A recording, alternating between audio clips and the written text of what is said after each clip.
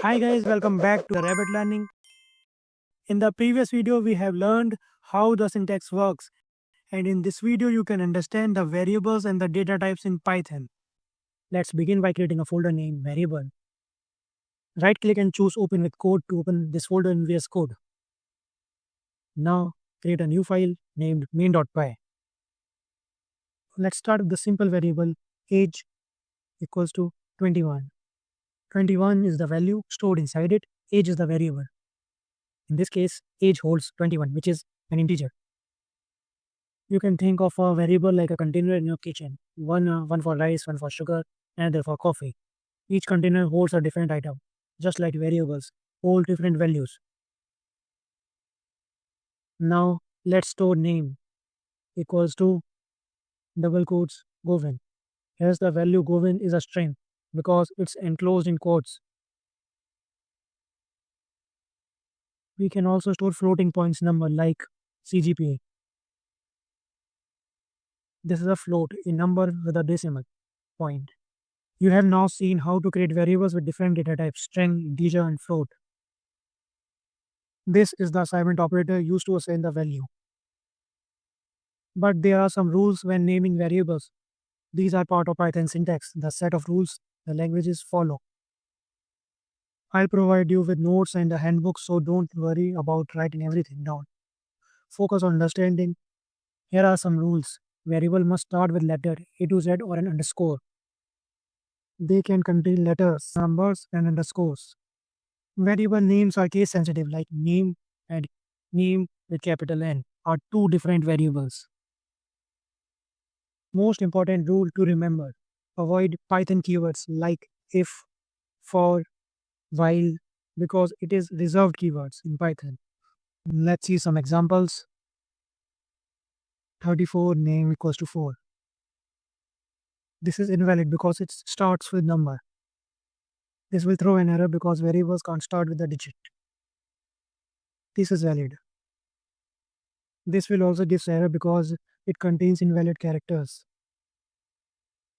Expect underscore. Variable names contains only letters, digits, and underscore. For example, underscore hero equals to 66. This is valid. A underscore B underscore H underscore E equals to string Govind. This is also valid.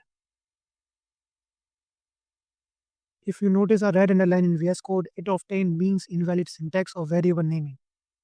VS Code helps you spot these mistakes early. Let's create a new Python file, datatypes.py. Python supports many built-in data types. Here are some examples. Int, float, complex, boolean, string, list, tuple, range, dictionary, dict, set, frozen set, bytes, byte array, memory view, none type.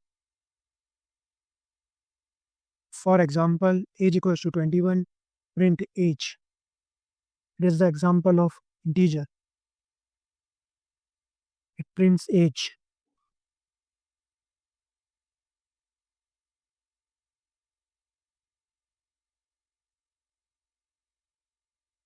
Example for the string, name equals to string Govind. Print name. It prints my name. Now example for float, CGP equals to 9.99. Print CGP. It is the example of float. Now example for the boolean data type. Is completed equals to true.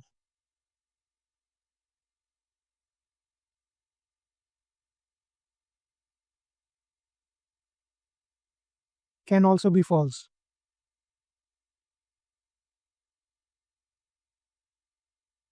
Print is completed. When we run this program, it gives true. For now, let's work with the 4 basic data types. Now, how to check a variable's type? By using the type function. Print type age. If I print this, it returns class int. It means it is an integer type. Same for others. For name, we can replace with CGPA. And we got float.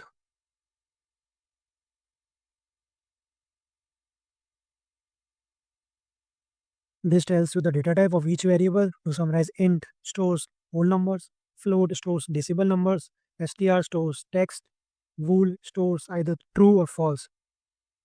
We will cover list, tuple, set, and dictionary in future lessons.